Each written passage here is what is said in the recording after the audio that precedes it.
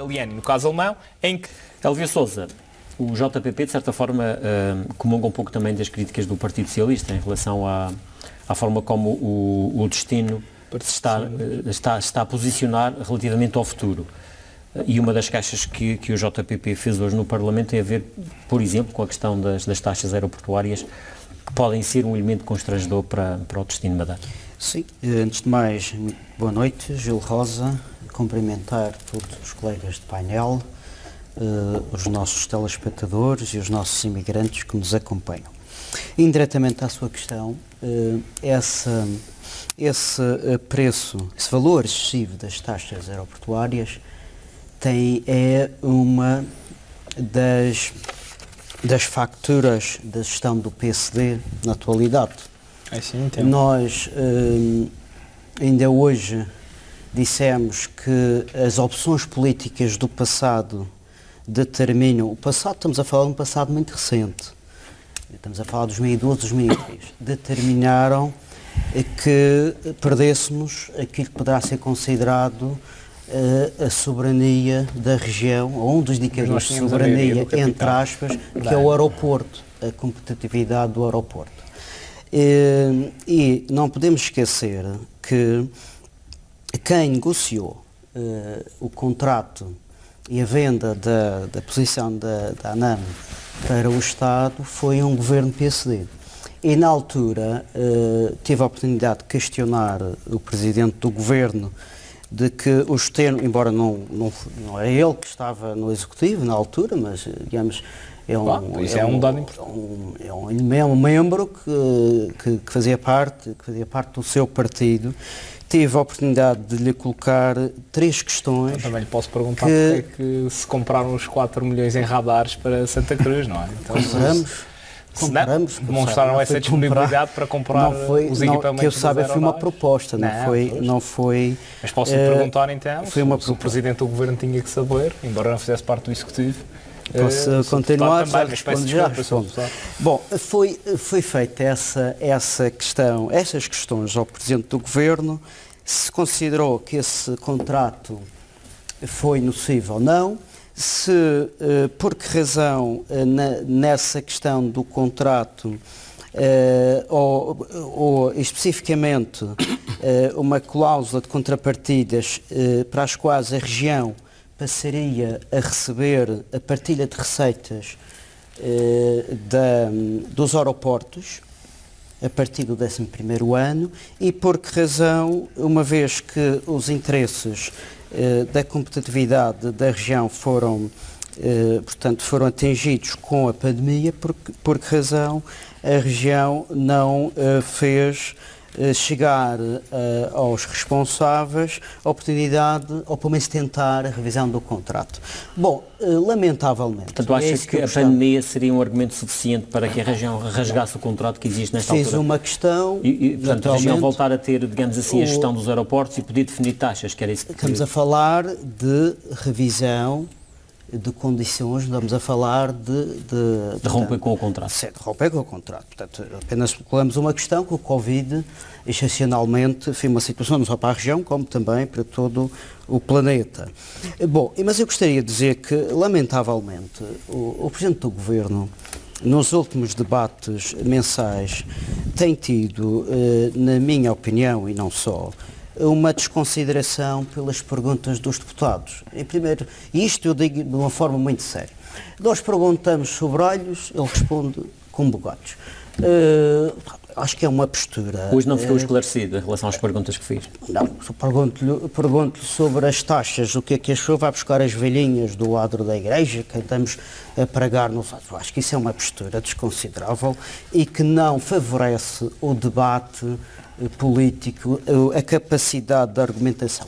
Nós perguntamos sobre questões concretas. Naturalmente gostaríamos de ter, pode não responder, mas não se desconsidera, não se inferioriza o adversário com situações de âmbito extra-temáticas. Até porque, quando falamos da operacionalidade do aeroporto, nós não podemos esquecer que mais de 95% dos nossos visitantes e também turistas, podemos considerar assim, entram por via aérea. E, portanto, o aeroporto, na forma como atualmente nós o encaramos e vemos, porque os dados são públicos, nós temos a receita regulada média máxima, que é a forma matemática que foi utilizada para o estabelecimento das taxas aeroportuárias, coloca-nos em 2021 num valor de 11,73 €, que é mais 2,7 que Lisboa,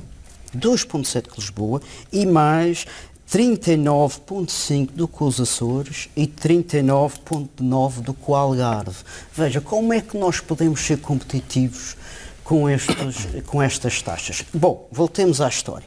Quem negociou o contrato? Foi um governo PSD. Aliás, foi uma combinação de governos PSD regionais com PSD e CDS na República. E mais, essa convergência, na altura, o Sr. Deputado Lopes da Fonseca, que está aqui, tentou, por via do Parlamento, reduzir, que a convergência fosse reduzida, recorda-se dessa situação. Salvo erro, também o Partido Socialista o fez. E sempre foi recusada pelo PSD. E mais, e disseram aos madeirenses e porto-santenses que as taxas dos aeroportos da Madeira iam baixar. Ora, e isso até faz parte de um substrato, digamos assim, de um decreto legislativo regional, que eu vou dizer aqui, para não dizerem que eu não estou a usar papelinhos e argumentos sólidos, diz o seguinte: um decreto legislativo regional que foi aprovado na Assembleia Legislativa Regional pelo PSD, unicamente pelo PSD, diz assim: a integração da gestão dos aeroportos na região no sistema aeroportuário nacional permite a possibilidade da redução das taxas praticadas nos aeroportos da região. Olha, o resultado que temos hoje em dia é que temos as mais altas taxas aeroportuárias do país. Como é que podemos acreditar? Isto é uma lei de autonomia. Vamos regional. Ouvir o Sousa. Bom, importa também referir que a economia da região carece de diversificação e que naturalmente... Isso é para o tema a seguir.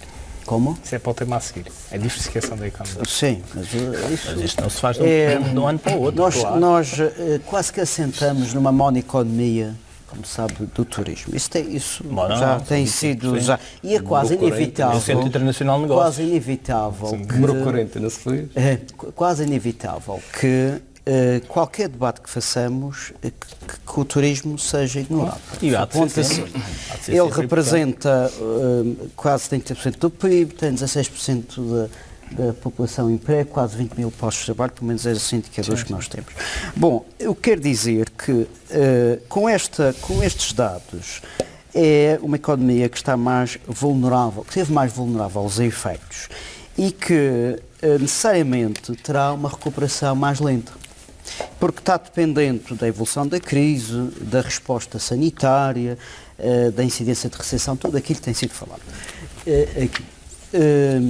Relativamente à questão que foi abordada há pouco da estratégia do turismo, do plano de ordenamento turístico, também é verdade que a região tem que fazer uma reflexão não, passar a ação o mais rapidamente possível, relativamente ao número da oferta de quartos.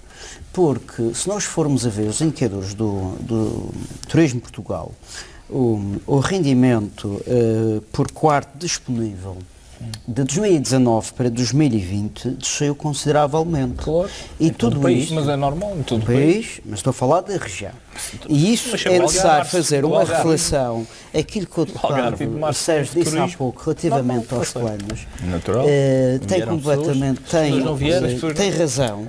Mas o que está a querer dizer é que devemos reduzir o número de camas no Parque Hotelar da Madeira? Eu não estou a falar da redução, estou a falar de uma reflexão. Bom, eu não tenho presente agora aqui os estudos que estão feitos.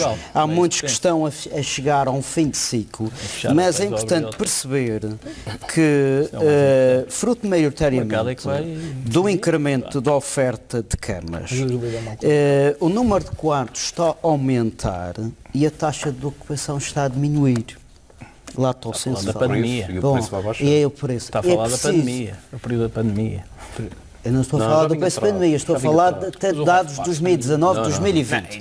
Bom, nem sequer vou comparar, nem sequer vou comparar com 2021, que deve ter descido para 8. Mas isto não é aqui. Bom, Só cresceu o número de casos. bom, eu estou aqui a referir apenas um caso que dou Portanto, inteira, acho que inteira há altura de razão repensar também o número de camas que a Madeira é tem. preciso repensar esta situação. E relativamente também à questão do plano de contingência, uma vez que estamos a falar do debate, também tive a oportunidade Canárias fechava os hotéis de todos perguntar ao Presidente do Canárias e Governo fechar os hotéis todos. aquilo que o PEDES, que é o Plano de Desenvolvimento Mas não é neste sentido. Económico Não é nesse sentido. e Social da região mobiliários refere, estão fechados. que era qual era a vou opinião do repensar. Presidente do O mantigo. Governo O mantigo. para aquilo. Para já o plano de contingência efetivo não existe. Não existe, já foi prometido várias vezes, promessas, isto já estamos fartos. Mas realmente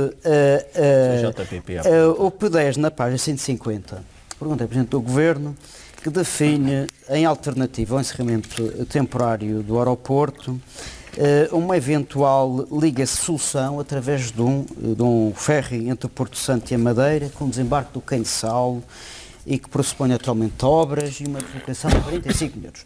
Olha, pergunta-se ao Presidente do Governo de uma forma séria, responde com bogalhos, ficamos sem perceber qual é a opinião do Presidente do Governo, ou pelo menos de uma forma séria. Portanto, assim, nós não estamos com uma capacidade objetiva para discutir com membros do Governo, se é para entrar em palhaçadas deste tipo. O Sr. Presidente do Governo... Para concluir, tem, Elvio. e para concluir, em relação aqui aos radares, não era isso que queria falar. aos radares. O Sr. Deputado falou dos radares. Bom, a questão dos radares, Que é todos nós já importante, sabemos. que o Governo Regional Foi disponibilizou para pagá-los. foi fruto de uma depois participação também. do Presidente da É verdade. Câmara, que é o Filipe Sousa, numa reunião em que viu que aquilo era mais uma reunião para repetir aquilo que durante um ano e tal tiveram, em que disse, bom, que fez uma proposta que abanou os corredores e pelos vistos ainda Não continua a havia dinheiro, abanar, não é? porque o senhor continua atingido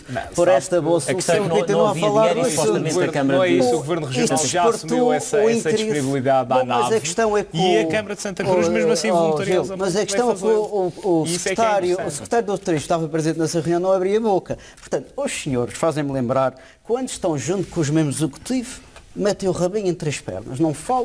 Quando eles estão fora do território, lá vem o exercício Bom, já está explicada da pistola e da pólvora seca. dos radares. Muito, Pólvora seca, muito é. obrigado. É Vamos só avançar pólvora para- seca. Olha, 4 milhões que podiam ajudar em políticas de juventude e de habitação proposta. que os senhores estão Foi disponíveis. proposta. Bromley, vamos Tem avançar este- para o JPP relativamente a este Bom, relatório. Antes de mais, eu gostaria de fazer uma declaração de interesses relativamente a esta matéria, porque eu vou-me debruçar sobre a forma e não sobre o conteúdo, até por respeito àquilo que o meu colega Paulo Alves vai ter a oportunidade de o fazer.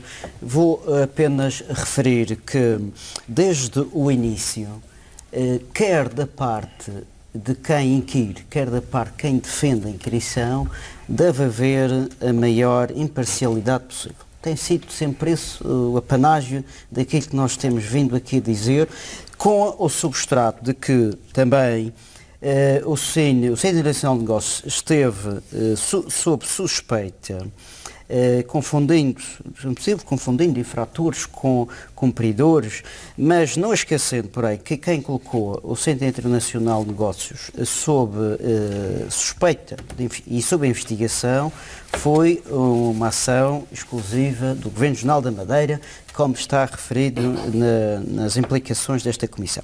E para dizer, em segundo lugar, que quando um partido da oposição, ou do poder, não é? Que está no poder, faz um requerimento de uma comissão de inquérito, não quer dizer que seja um ultraje à democracia ou à execução. legítimo. Nós, quem não deve, não teme. Eu já conto pelos dedos as vezes que os senhores do PSD chumbaram comissões de inquérito do JPP só pelo simples facto de mexer na matéria. Aliás, por muitos dos documentos desta comissão de inquérito tivessem públicos, não é preciso comissão de inquérito, nós já chegávamos lá. Então, isso é quanto O PS ainda não chegou a essa conclusão. Quanto ao modelo, e eu também vou ser, posso mudar de opinião, mas de momento, e podemos mudar todos de opinião, mas enquanto as comissões parlamentares de inquérito, e os senhores já sabem disso, e o PSD chumbou essa alteração de JPP, que iria ser comissões de inquérito à semelhança do que acontece na Assembleia da República, não tiverem repartidas, onde o Presidente da Comissão não for um elemento do partido que requer e haja um coletivo de relatores, eu não acredito no conteúdo dos relatórios, não despeciando. Portanto, está aqui a duvidar. Não despeciando. Bom, o senhor deputado Bruno... do relatório. Exatamente. O senhor deputado Bruno, eu tive a oportunidade de ler. Eu não vou aqui... Acho que não leu o relatório. Não, leio o relatório. Eu leio o relatório. Mas o senhor deputado Bruno está a representar um pouco, com todo o respeito, o advogado de defesa do governo. E cuidado com os advogados de defesa. Bom, vejam uma coisa. Mas ele para a população isso é que não reconhece imparcialidade. Eu acabei de ler e disse não ia, em tempo oportuno irei falar. Mas vamos lá ver uma coisa, para as pessoas perceberem. Desde quando é que um réu, um arguido, um acusado escreve a sua sentença? Já disse tudo. Mas Já disse tudo. Ou seja, o que se passa nas comissões de inquérito, no regime jurídico, é que o relator faz parte do partido que está no poder. Certo? Neste caso é esse regime. Portanto, na vossa perspectiva, não da fazia minha sentido? perspectiva, estamos a falar de que... Contra a CDS, o relatório não tinha sido aprovado. Vamos ouvir a opinião precisamente do relator. Fez-me passar relativamente não a isto. despiciando a sua competência para a redação, a crítica mas eu política é legítima. reservo a minha opinião para depois do jogo. Foi posta em causa.